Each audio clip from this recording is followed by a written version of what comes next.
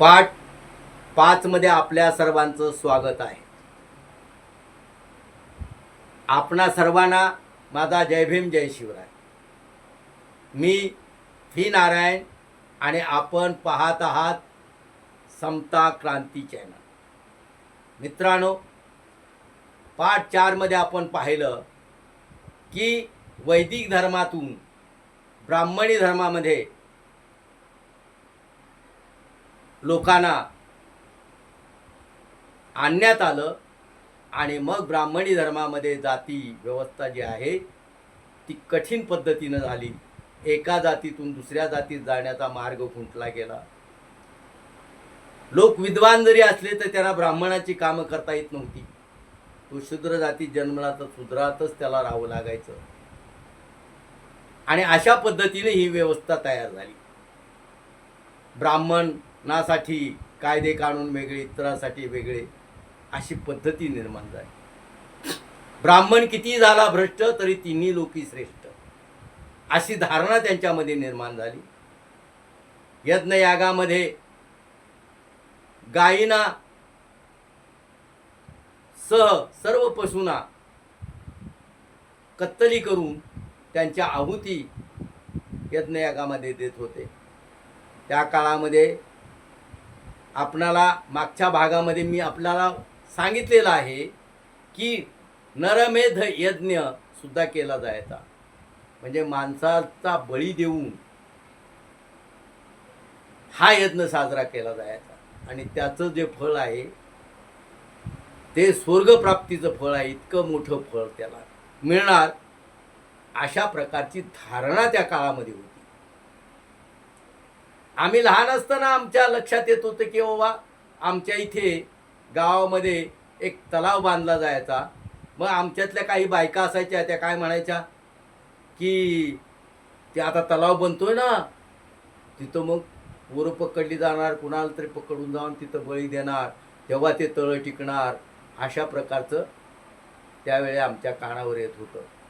आणि आज आपण ज्यावेळी अभ्यासलं त्यावेळेला नरबळी हा दिला जात होता, ज्या ज्या शुभ कार्य असायचे त्यावेळेला, हे आता सिद्ध होत चाललेलं आहे आणि ते इंग्रजाच्या काळापर्यंत सुद्धा टिकलेलं आहे. आजही गुपितपणे हा नरबळी दिला जातो आणि अशा प्रकारे ही व्यवस्था अशी निर्माण झाली. आणि या व्यवस्थेने फक्त एकाच वर्गाला जास्त प्राधान्य दिलं आणि त्यांच्यामध्ये असं झालं की बाबा ब्राह्मणांनी फक्त अध्यापन करायचं, क्षत्रियाने लढाया करायच्या, वैश्याने व्यापार करायचा, शेती करायची आणि शूद्राने सगळ्यांची सेवा करायची. अशा प्रकारची त्यांची ती व्यवस्था निर्माण झाली. आणि त्या व्यवस्थेमुळे मग जसं पूर्वी स्त्रियांना वैदिक काळात जाती फिक्स नव्हत्या, त्यावेळेला महिलांना शिकता येत होतं. जसं महिलांचं शिक्षण बंद केलं, तशाच प्रकारे शूद्रांचं सुद्धा शिक्षण बंद करण्यात आलं. स्त्रियांना सुद्धा, ते ब्राह्मण असो कुणी असो, त्या स्त्रियांना सुद्धा शूद्रातच गणना केली जायची. स्त्रियांना कुठल्याही प्रकारचा अधिकार नसायचा. चूल आणि मूल एवढंच त्यांनी सांभाळायचं, या पलीकडे त्यांनी काही करायचं नाही. ही भूमिका स्त्रियांच्या बाबतीत निर्माण झाली.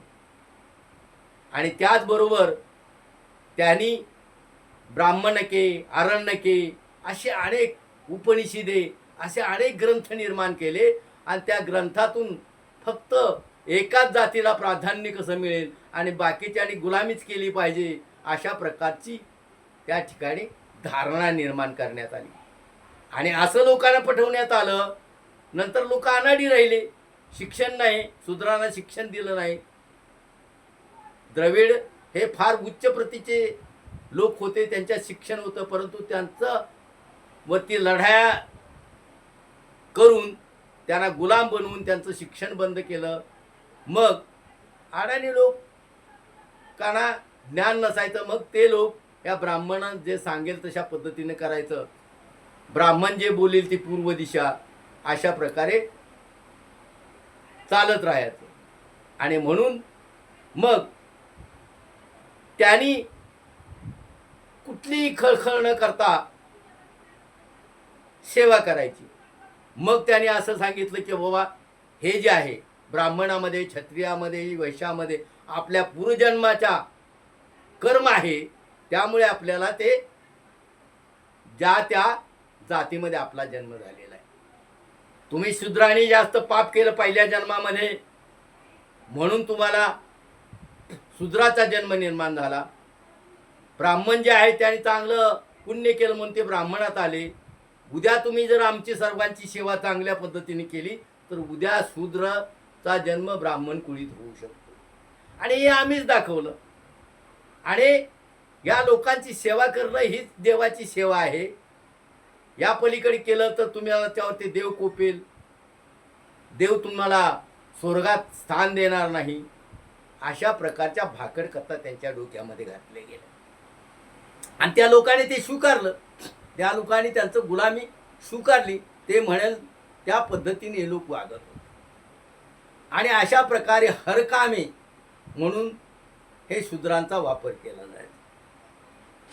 जे लोक यांना बदले नाहीत ते आदिवासी लोक जे होते ते लोक जंगलामध्ये निघून गेले. त्यांचे त्यावेळेला वर्चस्व असायचं.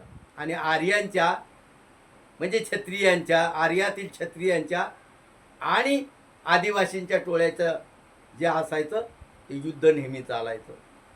आणि त्यामुळे आदिवासी लोकांनाच हे असुर म्हणायला लागले, राक्षस. मग त्याच्यातील महिषासूर वगैरे हे जे काही लोक होऊन गेले, हिरण्यकश्यपू, तर यांना या लोकांनी राक्षस समजलं. आणि देवांची राक्षसाची लढाई झाली. त्याच्यामध्ये मग आदिवासीतलाच जो पुढारी होता, ज्याला लोक आदिवासी लोक देव मानत होते, तो शिव. त्या शिवाला असे भरवायचे की बाबा आम्ही या ठिकाणी राहायला आलेलो आहे, आम्ही काय वादविवाद करायला, हे तुमचे लोक जे आहेत हे आम्हाला त्रास देत आहेत, तर तुम्ही मध्यस्थी करून हा वाद मिटवा. कपटनीतीमध्ये हे लोक फार चतुर होते. कुणाला कसं फसवायचं, खोटं बोलायचं, काय करायचं, कसंही करून खोटं बोलून काहीही करून आपल्यासारखं करून घ्यायचं, हे त्यांच्या रक्तात होतं. प्रामाणिकपणा, सत्य यांच्या पाचवीलाही पूजलं जात नव्हतं.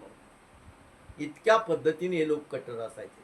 आणि म्हणून ते आदिवासी भोळे लोक, म्हणून तर शिवाला जो आहे शंकर, त्याला भोळा शंकर म्हणायचे. कारण काय, तो आदिवासीचा प्रमुख असून सुद्धा त्याला अशा पद्धतीने त्याची स्तुती करायची की ते त्याची बाजू घ्यायची. असं करू नका, ते पण आपलेच आहेत, तिकडून आले तर आपले अतिथी देव भव असं राहिलं पाहिजे.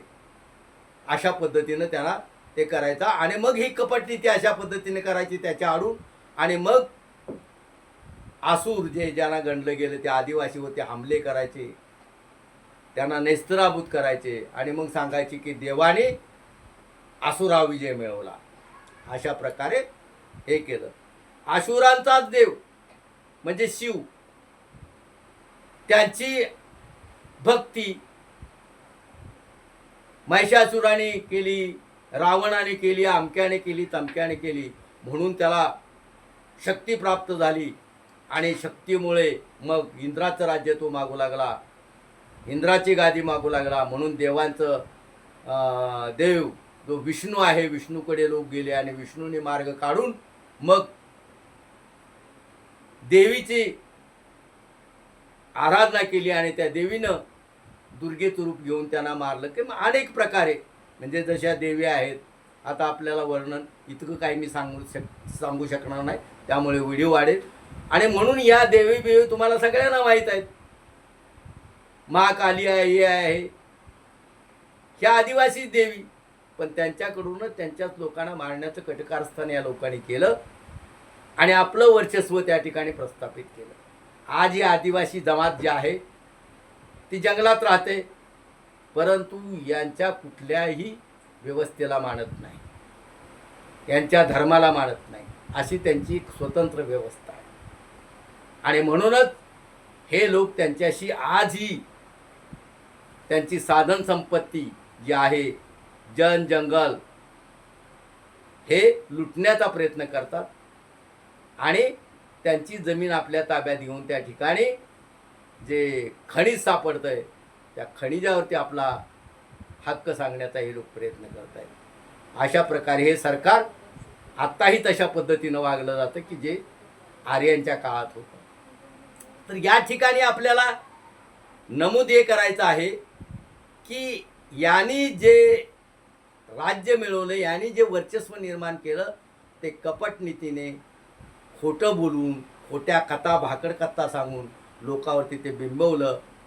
लोकांना काळी जादू, त्याच्यानंतर यज्ञयाग, त्याच्यामध्ये हे केल्यानंतर आपल्याला हे प्राप्त होतं, शक्ती प्राप्त होते, धनदौलत प्राप्त होते, अशा पद्धतीने मग त्यांच्याकडून ते निधी वसूल करायचे. एवढं तुम्ही द्या, गाई दान द्या, एवढं किलो धान्य दान द्या, 10-15 किलो तूप दान द्या, आणि अशा प्रकारे हे सगळे ना मिळत जायचं. मग आयतं खाऊन हे लोक ज्ञान पाजळत बसायचे आणि अशा प्रकारे लोकांना झूठ मूठ बोलून आपल्यासारखं करून त्यांना गुलाम बनवण्याचं कटकारस्थान या लोकांनी केलं.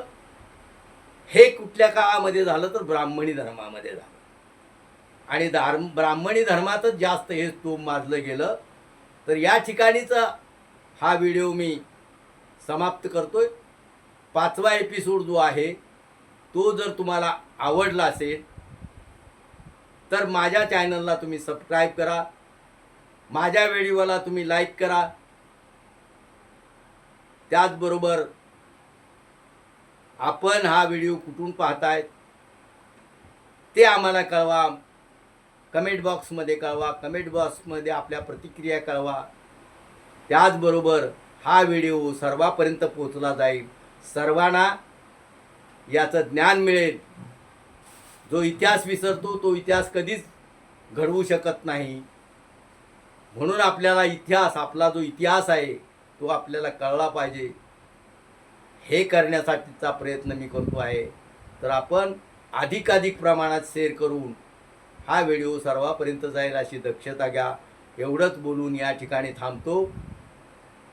जय महाराष्ट्र, जय भारत.